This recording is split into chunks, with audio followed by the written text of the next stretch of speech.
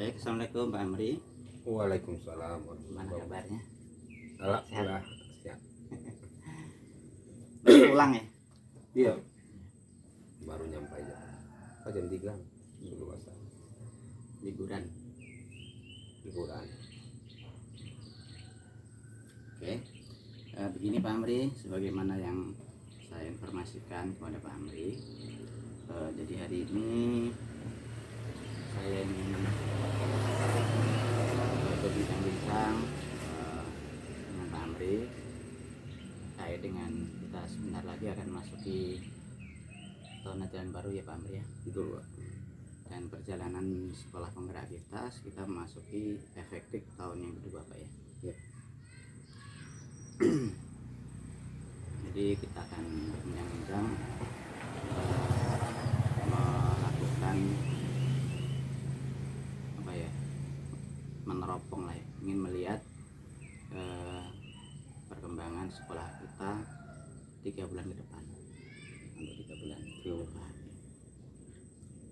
Apakah Pak Amri sudah siap untuk kita ngobrol ini?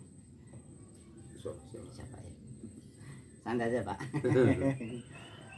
Baik, jadi Pak Amri sebagai kepala sekolah, kebetulan juga sekolah penggerak, untuk 3 bulan ke depan perubahan seperti apa yang Bapak inginkan dari diri Bapak? Apakah gurunya atau sekolahnya atau salah satu paling tidak yang ingin Bapak lihat perubahan seperti apa 3 bulan ke depan? Ya, terima kasih Pak.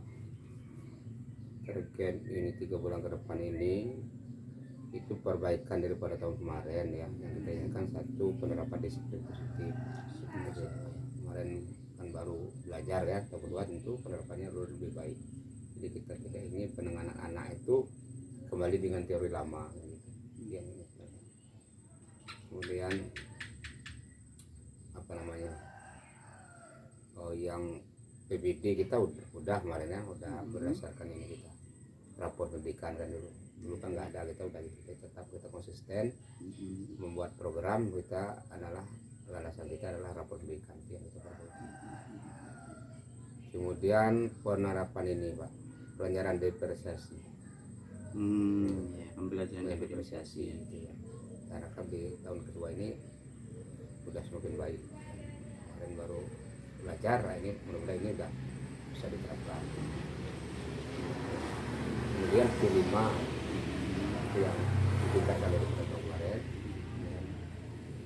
Kita akan mengadakan ini tadi apa namanya, IHT workshop. Semoga melalui ini nanti teman-teman lebih paham dan bisa menyusun sendiri gitu. Mudah-mudahan yang kita planning tadi minggu depan insya Allah mudah-mudahan kita buat progres. Nanti itu kita mulai 3 itulah minggu depan. Berarti yang pertama tadi tentang penerapan disiplin positif bagi anak-anak kita. Yang kedua itu pembuatan perencanaan berbasis data berbasiskan rapor pendidikan ya Pak ya. Dan yang ketiga penerapan atau implementasi pembelajaran berdiferensiasi. Dan yang keempat adalah penguatan lagi pelaksanaan P5 dari yang tahun kemarin Pak ya. Jadi tadi Bapak menyebutkan ada 4 program atau 4 perubahan yang ingin Bapak lihat, ada yang berubah tentu ke arah yang lebih baik ya Pak ya. Dari 4 perubahan yang ingin Bapak lihat tersebut, apa ukuran keberhasilannya Pak, sehingga Bapak nanti bisa merasa ada perubahan itu memang sesuai dengan ekspektasi, sesuai dengan harapan Bapak sebagai kepala sekolah? Ukuran untuk ini penerapan disiplin positif artinya proses penanganan anak-anak yang punya persoalan itu kita itu pada proses pembimbingannya, tidak ada hukuman ya. Selama ini kan anak-anak bersalah dengan dihukum. Nah, kita maunya hari-hari persoalan itu oleh guru dan oleh kelas itu dengan jadi disiplin positif. Nah, mudah-mudahan teman-teman ini udah bisa mempraktekannya biar kita anak-anak ini nanti timbul kesadaran sendiri, memikirkan motivasi terbaik dalam diri anak, bukan karena dihukum lagi seperti dulu.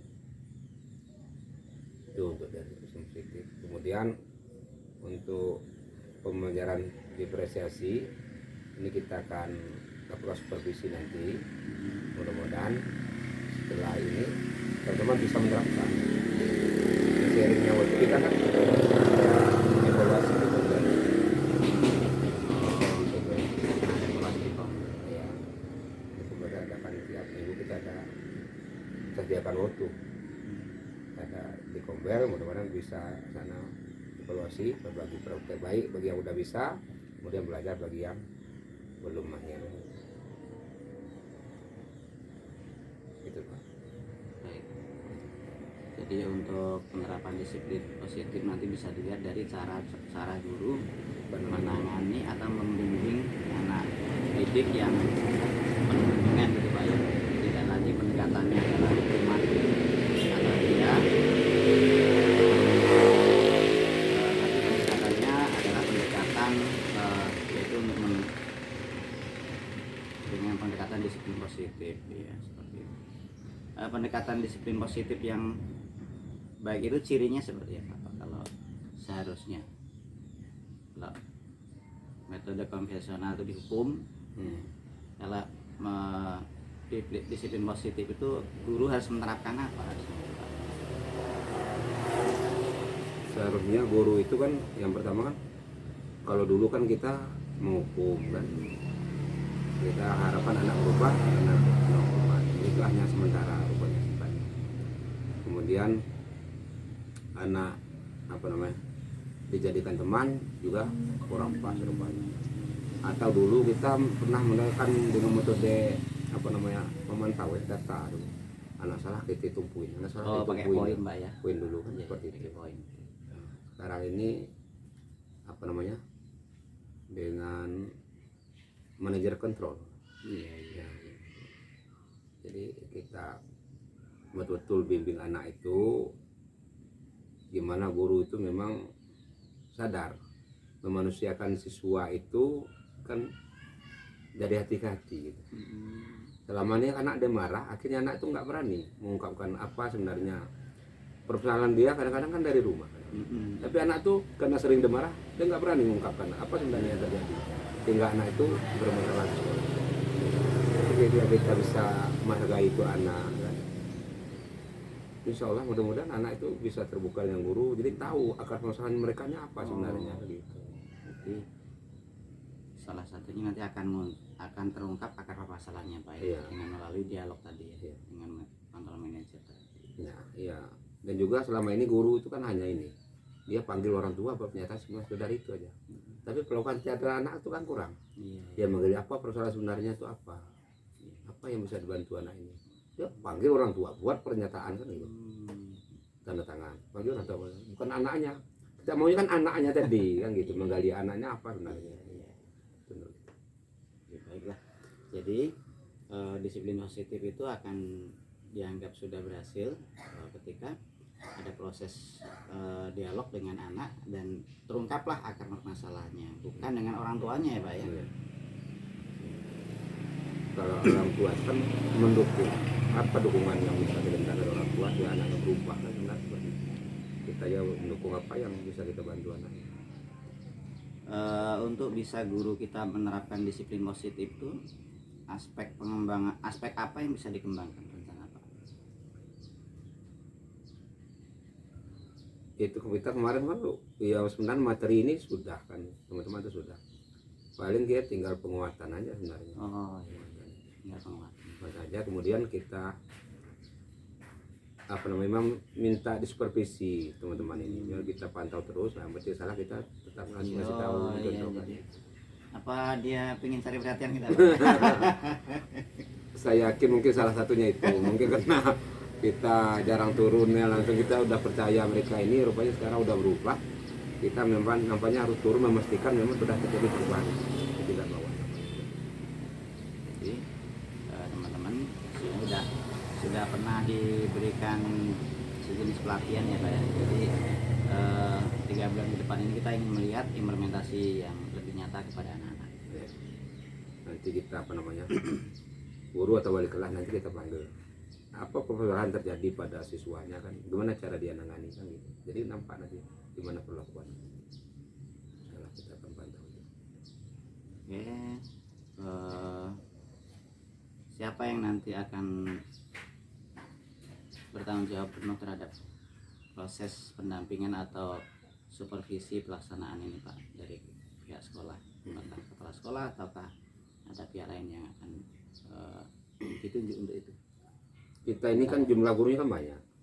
Nah ini soalnya kita buat tim ya, selama ini juga kita tim, ada dua Pak Riki, Pak Hakim itu yang sudah mumpuni lah sama kita.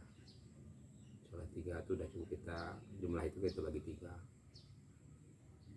Selama ini udah bisa berjalan ya tim itu, tinggal kita tinggalkan lagi, memastikan ini terjadi perubahan di level bawah.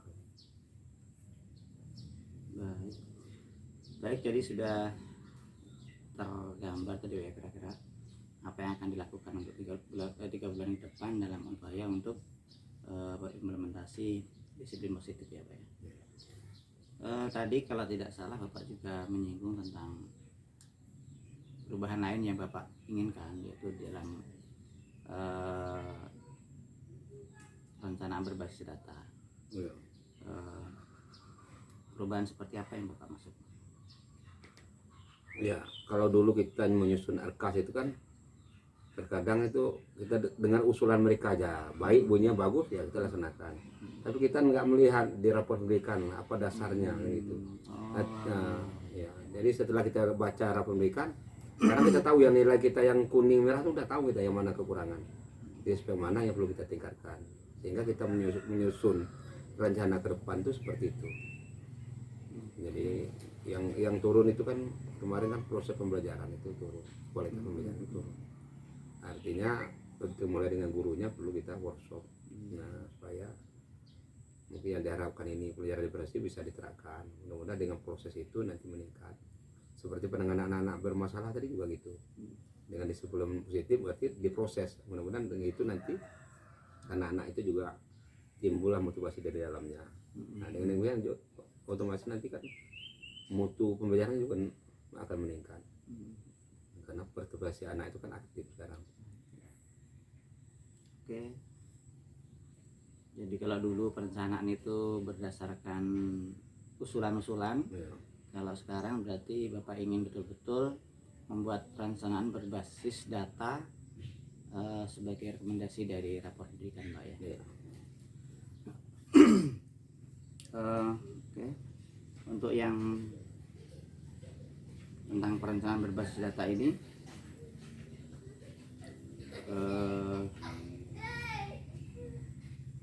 siapa yang akan Bapak libatkan dalam kegiatan ini? Di sekolah itu kan ada tim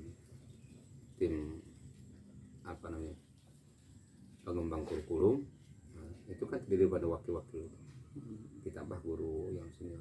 Jadi ada wakil kurikulum ada sana kan, ada wakasis, wakasepras, wakahumah, dan tambah KTU dan tambah perwakilan guru. Di sana kan mereka udah membawa program masing-masing. Nah, cuma tidak semua usulan kita bisa realisasikan, tergantung hubungkan dengan rapor pendidikan tadi. Bagian mana program ini yang tepat, yang cocok sehingga untuk meningkatkan itu. Oke, berarti nanti yang akan terlibat dalam penyusunan itu dilibatkan tim ya Pak, tim pengembang kurikulum ya, karena mereka yang memiliki selama ini keterlibatan juga dan juga mungkin memiliki banyak informasi ya Pak ya. Rapor pendidikan. Selanjutnya tadi juga Bapak menyinggung untuk soal perencanaan pembelajaran yang berdiferensiasi. Bapak ingin melihat guru-guru nanti berkembang sampai seperti apa Pak tentang pembelajaran berdiferensiasi? Ya, saya menginginkan kan berdasarkan berdiferensiasi kan itu ada apa namanya, tes diagnostik awal ya. Tes diagnostik Asesmen ya, awal. Jadi itu dilakukan di awal sehingga seorang guru ini tahu dia karakter anak masing-masing anak. Nah, sehingga dengan dia tahu karakter masing-masing anak, apa kebutuhan belajarnya, sehingga guru merancang pembelajarannya itu sesuai untuk memenuhi kebutuhan belajar anak itu. Kalau selama ini kan tidak, maunya guru aja, anak kan terserah gitu. Nah sekarang anak kan punya karakter berbeda, gaya belajar berbeda, latar belakang berbeda, dan kebutuhan belajarnya pasti berbeda. Nah kita yang menyusun program untuk pembelajarannya disesuaikan, maka dia dikelompokkan lah sesuai. Jadi kalau dulu kan kita sama aja satu kelas kita ngajar gitu. Sekarang nampaknya harus dibedakan, disesuaikanlah dengan kebutuhan anak tadi. Kita ingin terjadilah depresiasi pada proses pembelajaran. Jadi Bapak menginginkan agar guru mengajarnya tidak lagi sesuai dengan selera dia saja, tapi berbasis kepada kebutuhan murid ya Pak. Ada tes diagnostiknya, asesmen diagnostik untuk mengetahui profil belajar, kesiapan belajar dan sebagainya. Baru kemudian dirancang pembelajaran berdasarkan hasil itu Pak ya. Untuk sampai hari ini, bagian mana dari guru yang masih ingin Bapak kembangkan lagi agar itu bisa tercapai? Ya. Yang ini kemarin kita udah penguatan ya, sudah penguatan ya. Tinggal penerapan nanti pembelajaran penyusunan ini nih. Bahan ajar belum kemarin. Bahan ajar Ya, modul ajar itu belum. Jadi bagaimana membuat modul ajar itu daripada pembelajaran depresiasi tadi gitu. Mungkin itu yang teman-teman masih kesulitan.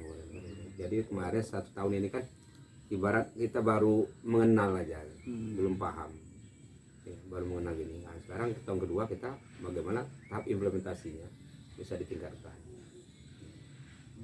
Jadi sebetulnya guru-guru sudah kita latih juga, cuman masih perlu penguatan pada implementasi ya Pak ya, terutama dalam merancang menyusun modul ajarnya yang akan diterapkan pada saat pembelajaran. Siapa yang nanti akan Bapak libatkan sebagai penanggung jawab untuk memastikan skenario Bapak itu nanti akan berjalan sehingga harapan melihat perubahan ketika bulan ke depan itu bisa terwujud Pak? Ya, pertama tim kita buat tim untuk supervisi dari tim, kemudian ya itu kan termasuklah dalam itu kan ada wakabul guru. Kita sendiri juga langsung turun nanti mulai dari kita lihat apa persiapan mengajar mereka kan udah gimana modul yang mereka buat, penyampaian mengajarnya udah disesuaikan, udah include belum yang punya depresiasi. Nah, kemudian nanti kita adakan supervisi kelas, nanti baru kita evaluasi kan.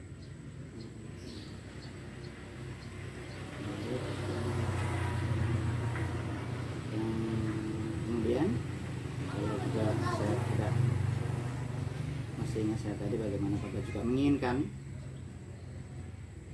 penerapan P5 ya Pak ya. P5 juga yang harapannya 3 bulan yang akan datang itu akan terjadi perubahan-perubahan yang lebih baik lagi. Maksud perubahan yang lebih baik itu seperti apa Pak? Iya, karena yang kemarin itu kan penyusunan apa ya namanya Pak? Modul kelima. Nah, itu kan tidak ada kita diskusi. Nah yang tahun ini kan udah kita persiapkan. Kemudian dan nanti kan kita adakan workshopnya. Nah ini mudah-mudahan tahun ini lebih siap. Lebih siap. Nah, pemilihan tema pun kita udah diskusikan kemarin apa yang akan kita ambil. Jadi kawan-kawannya sebelumnya juga udah pernah dilatih juga Pak ya? Udah pernah dilatih. Tema-tema proyeknya sudah ditentukan ya Pak ya, sudah dirumuskan oleh sekolah Pak. Jadi tinggal juga merancang modulnya, modul proyeknya. merancang atau boleh juga mungkin merancang modul. Baik, jadi tadi Bapak sudah menyebutkan ada 4 hal yang ingin Bapak lihat ada perubahan di 3 bulan ke depan, kurang lebih di bulan Oktober ya Pak ya mungkin ya. Iya. Dari keempat hal tersebut hmm, ada langkah-langkah tadi, ada workshop, ada kalau di disiplin positif ada supervisi, di pembelajaran ada supervisi juga Pak ya. Kemudian ada workshop PPD, ada workshop penyusunan modul. Mungkin kita lihat satu-satu. Untuk yang supervisi disiplin positif ini kapan akan Bapak mulai rencana? Bulan kedua Bulan Agustus ya. Bulan Juli ini kan cuma 2 minggu kan. Nah, kita kan habis itu persiapan masuk awal, kemudian kita workshop kan. Mudah-mudahan di bulan kedua Agustus kita udah mulai. Ya, kalau desi positif itu kan hari-hari itu kan nampak gimana teman-teman menangani kasus anak kan. Kalau yang mengajar, nah ini memang perlu kita masuk ke kelas nampaknya. Kita lihat persiapannya, kemudian supervisi kelas memang harus turun, dan ini PR saya nih. Dan tahun dulu saya belum sempat turun masuk ke kelas. Tapi Pak Riki dengan Pak Kim sempat masuk. Saya aja kemarin memang keteteran masalah waktu. Nah, untuk agar supervisi disiplin positif ini juga bisa terpantau dengan baik, dukungan seperti apa yang Bapak inginkan dukungan seperti apa yang Bapak inginkan? Sistem seperti apa, dukungan seperti apa, atau dari siapa? Dari pertama wali kelas. Saya melihat itu kalau menangani anak-anak ini kan guru-guru mungkin nyerahkan ke instruksi ke wali kelas. Nah, jadi dia terdata data-data anak yang punya persoalan kan di wali kelas. Jadi nanti kita ke supervisi wali kelasnya, bagaimana ada tidaknya anak yang bersalah, bagaimana penanganannya di situ lah. Supervisi ke wali kelasnya bersama dengan wakasinya tentunya kan. Kalau untuk yang tadi Pak, untuk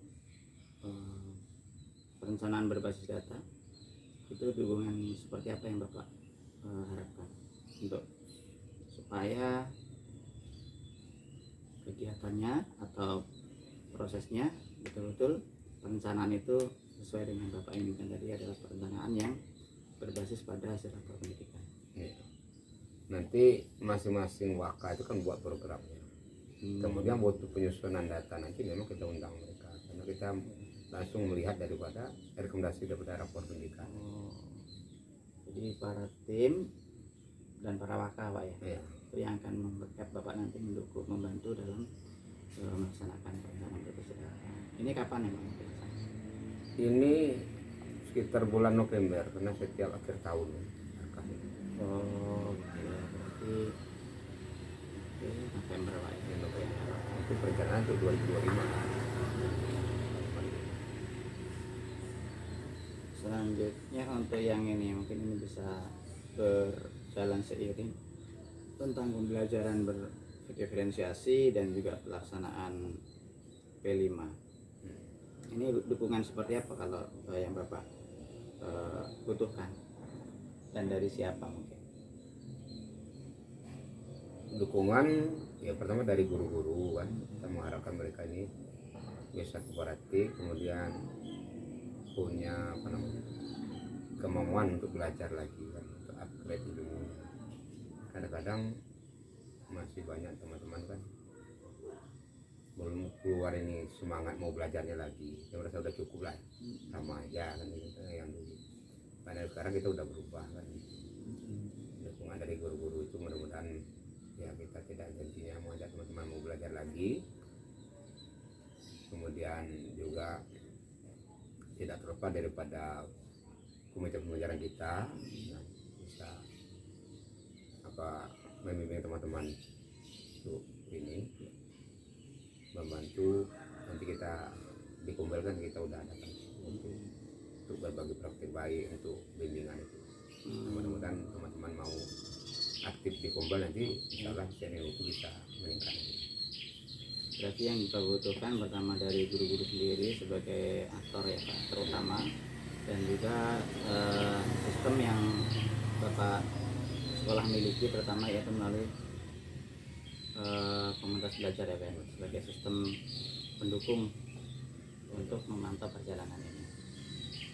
Baik, luar biasa sekali ini Pak Amri, ada 4 program atau 4 hal yang ingin Bapak lihat perubahan yang akan diharapkan terjadi 3 bulan ke depan. Yang pertama tadi apa ya? Pertama, penerapan disiplin positif. Kemudian Jadi penanganan anak kita maunya dengan disiplin positif. Yang kedua, penerapan implementasi wadah pembayaran diferensiasi. Yang ketiga tadi peningkatan modul proyek yang kelima. Kemudian perencanaan berbasis data nanti kita tingkatkan lagi dari baik. Baik, dari keempat perubahan yang Bapak inginkan tadi, Bapak juga sudah menjelaskan ya tentang siapa yang akan dilibatkan, strateginya seperti apa. Saya pikir sudah tergambar. Selanjutnya mungkin saya ingin sekali nanti melihat kemajuannya Pak. Kira-kira kapan saya bisa ketemu dengan Bapak lagi untuk melihat progres dari perubahan-perubahan kecil mungkin yang sudah muncul. Mudah-mudahan di bulan kedua Pak ya. Setelah kita supervisi nanti kita lihat kembaran gimana. Kita kan ada punya agenda, nanti kan ada workshop, ada 2 kali nanti kan. Nah, terus kita penerapannya udah kita supervisi. Ini gimana kita lihat perkembangannya.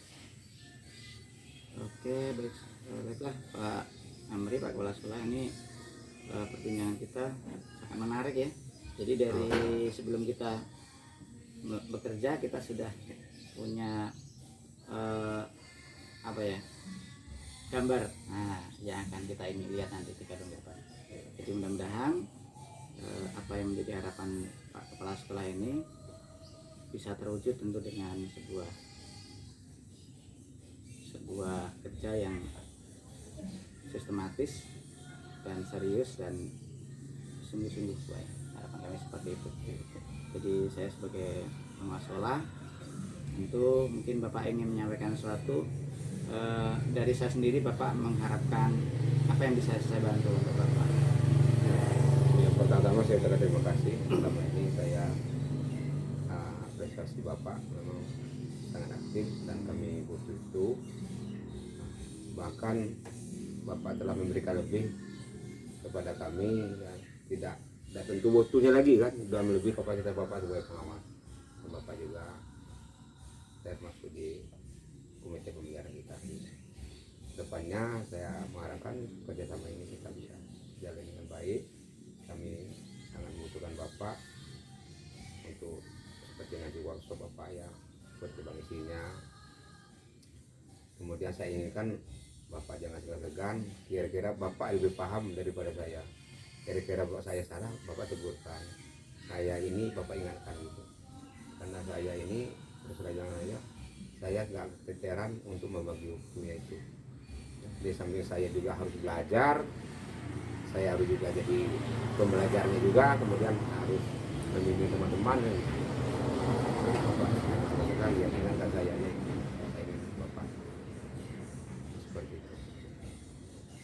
Baik, Bapak, terima kasih atas penyampaiannya. Saya sebagai pengawas sudah menjadi kewajiban saya, diminta ataupun tidak, apalagi diminta, saya akan memberikan apa yang memang saya bisa berikan, apa yang saya miliki demi kemajuan dan keberhasilan sekolah kita sama-sama.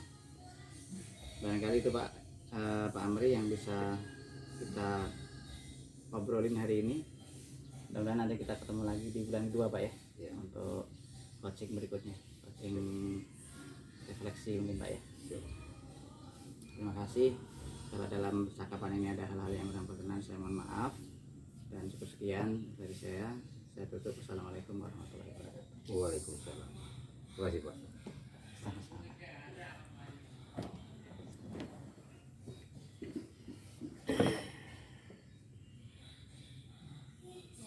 Pasti.